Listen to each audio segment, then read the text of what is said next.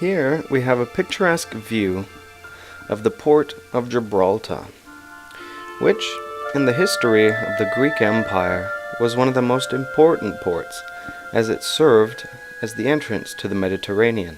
During the 1,000 years of the Greek Empire's conquest of the Mediterranean, it served as a military fortification.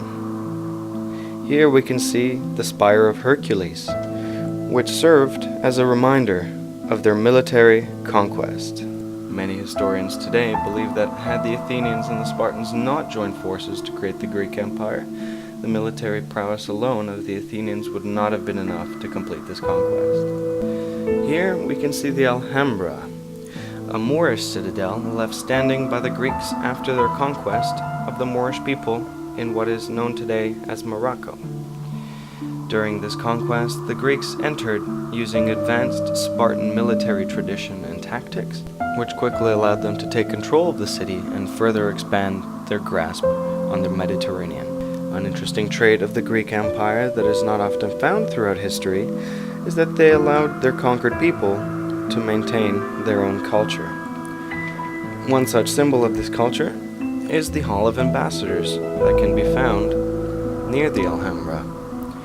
This building contains very delicate artwork and is considered to be one of the most beautiful buildings around the Mediterranean. Within it can be found a fountain built by the Greeks. At the base of the fountain are statuettes of lions which represent power and wealth. In the Islamic religion, it is forbidden to depict animals, and the Greeks do this as a reminder of the power and wealth they hold over the Moroccans.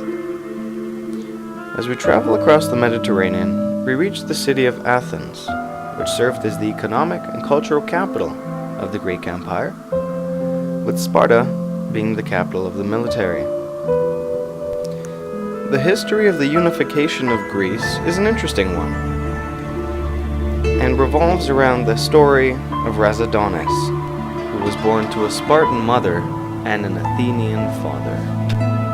Razvan was raised both in Athens as well as Sparta, and grew to be a master of the Spartan military tradition. He was seen by the Spartans as one of them, although he was only half Spartan. He was able to spar and defeat even the most accomplished of Spartan warriors, and gained respect and honor among the Spartans. The father of Razvan was a wealthy and accomplished political figure throughout Athens, and often brought Razvan back to Athens to be educated in the Athenian ways of politics and rhetoric. In his early 20s, backed by his father's wealth and his political influence, Razvan was able to achieve one of the highest posts in Athenian politics, the post of Archon, which gave him the power to influence many of Athens' decisions. He will later use this influence at the outbreak of the Athenian-Spartan War to negotiate a unity into the Greek Empire and keep both his Spartan and Athenian kin from slaughtering each other. The ultimate downfall of the Greek Empire was its inability to coordinate the defense of its vast empire. Today, all that is left of the great Greek Empire are ruins scattered throughout Greece. One such ruin is the Acropolis, which overlooks the city of Athens today. The Acropolis is actually a collection of many different buildings, such as this one, the Pantheon, which is believed to be the most beautiful and most architecturally sound of all Greek temples.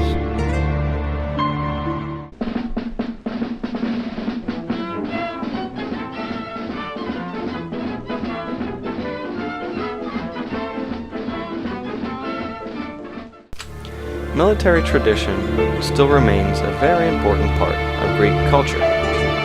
Modern-day Greece still maintains a mandatory conscription period of 18 months for all young adult males. Here we can see a group of them training on the site of the rebuilt Olympic Stadium. Just outside of Athens, we find this cave, which is believed to have housed prisoners that taught different philosophies than those of Plato and Socrates. The unification of Athens and Sparta brought an educational reform, which outlawed the teachings of sophists.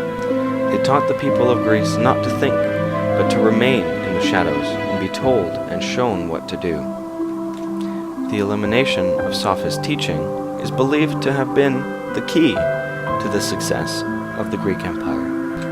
Here we can see a group of young men studying the philosophies and teachings of their ancestors, with a level of devotion that reminds us that these teachings have withstood the test of time and are still applicable in society today.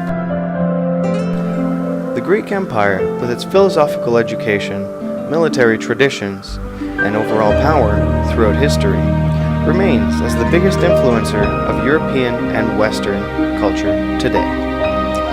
Thank you for listening, and enjoy the rest of your day.